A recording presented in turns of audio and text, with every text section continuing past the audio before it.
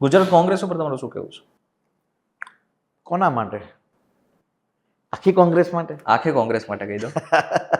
રાહુલ ગાંધી પોતે કહે છે ને કે અમારા ઘોડા બે પ્રકારના છે, એક રેસના અને એક વરઘોડાના. એટલે દેખો, ગુજરાત કોંગ્રેસ માટે કોઈ પણ પ્રકારનું નિવેદન હવે આપવું એ યોગ્ય નથી.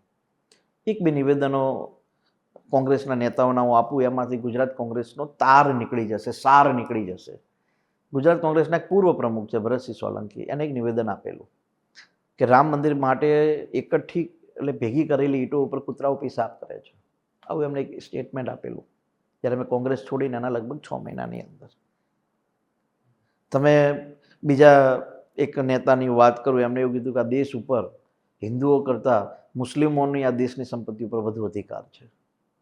આ પ્રકારના નિવેદનો સ્ટાલિન તમે જુઓ, સ્ટાલિનનો દીકરો કે ભાઈ આ દેશની અંદર હિન્દુઓ કીડી મકોડા જેવા છે, ઉદ્ધય જેવા છે. એટલે કોંગ્રેસની કોઈ વિચારધારા નથી, હું સ્પષ્ટ રૂપે માનું છું. અને એવું નથી કે કોંગ્રેસના બધા નેતાઓ, કોંગ્રેસ પાર્ટીની વિચારધારા જ આ પ્રકારની થઈ ગઈ છે. અને એનું શ્રેષ્ઠ ઉદાહરણ એ છે, આવડો મોટો કુંભ થયો, 60 કરોડ લોકો જઈને ત્યાં કુંભમાં સ્નાન કરે છે, એક પણ કોંગ્રેસનો નેતા નથી ગયા. અયોધ્યાના મંદિરની પ્રાણ પ્રતિષ્ઠામાં એક પણ કોંગ્રેસનો નેતા નથી ગયા. તો કઈ કોંગ્રેસ માટે આપણે આપણી વાત કરશું? ઘણા લોકો એવું કહેતા કે વિચારધારા છે કોંગ્રેસ. કેવી વિચારધારા? જે લોકોને કુંભમાં સ્નાન કરવાનો સમય નથી, એની કઈ વિચારધારા હોઈ શકે? અયોધ્યામાં વર્ષો પછી રામ ભગવાનનું મંદિર બન્યું. આપણા ગામમાં વર્ષો પછી કોઈ પણ મંદિરની પ્રતિષ્ઠા થતી હોય તો બહેનોને તેડાવતા હોય છે, ફૈબાને તેડાવતા હોય છે. તો આવડા એટલા વર્ષો પછી રામ મંદિરનું પ્રતિષ્ઠા થયું હોય તો કોંગ્રેસના એક વ્યક્તિને જઈને ત્યાં માથું નમાવવાનો અવસર નહીં મળતો. પણ કોંગ્રેસ તો એમ કહી રહ્યું છે ને કે રામ મંદિર જે છે એ રાખો રાજનીતિ ગેમ છે ભાજપની. એ રાજનીતિક ગેમ હોય તો અલગ રાખો, પણ શ્રદ્ધા તો તમારી હોવી જોઈએ ને. તમને કોંગ્રેસના લોકોને લઘુમતીઓ માટે રાજનીતિ કરવાનો અવસર મળે છે તો દેશના 125 કરોડ હિન્દુઓ માટે શું ભાજપ રાજનીતિ ના કરે? કરે જ ને, કેમ ના કરે?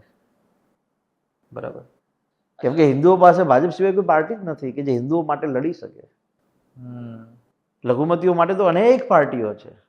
લાલુ યાદવ એમના માટે લડે છે, રાહુલ ગાંધી એમના માટે લડે છે, સ્ટાલિન એમના માટે લડે છે, મમતા એના માટે લડે છે. હિન્દુઓ માટે તો માત્ર નરેન્દ્ર મોદી લડે છે. બરાબર. અચ્છા, રાજનીતિની હજી વાત કરી જાય તો કોંગ્રેસમાં કોઈ એવા નેતા છે, ગુજરાતની વાત કરી રહ્યો છે, કે એમ લાગે છે કે બરોબર કામ કર્યું છે, બધું બરાબર બોલે છે અને કામે એવું કરે છે? ઘણા એકાદા નામ અમારી પાર્ટીના આપો, સામેની પાર્ટીના આપો. કોંગ્રેસની વાત કરી રહ્યો છે. ઘણા લોકો એવા છે કે જે પોતાની રીતે પ્રયાસ કરે છે. કોંગ્રેસની અંદર 2-4 લોકો છે જેની અંદર કિરીટ પટેલ પાટણ છે. એ વારંવાર એક્ટિવ હોય છે. એ ચાહે યુનિવર્સિટીનો મુદ્દો હોય, ચાહે પોતાના વિસ્તારનો મુદ્દો હોય, જે સત્ય છે એ તો કહેવું જોઈએ. અને એ એક્ટિવ છે, એમાં જરાય ના નથી. એક્ટિવ છે એટલે ત્યાંના સ્થાનિક લોકો એને પસંદ પણ કરતા હશે. બીજો કોઈ નેતા? બીજો અત્યારે કોઈ એવું દેખાતું નથી. જિગ્નેશભાઈ? જિગ્નેશ દેખો, નેતા તરીકે ઠીક છે, પણ એકદમ કમ્યુનિસ્ટ વિચારધારા. લોકો તો બહાર એમ પણ કહી રહ્યા છે કે અગર કોંગ્રેસની આગળ સત્તા આવે છે ગુજરાતમાં તો જિગ્નેશ મેવાણી સીએમ હશે. સારું, કે બેસ્ટ ઓફ લક. તો ચલો, એ માને થેન્ક યુ. હજુ અમારા 25-30 વર્ષ તો ચિંતા જ નથી હવે. બરાબર છે.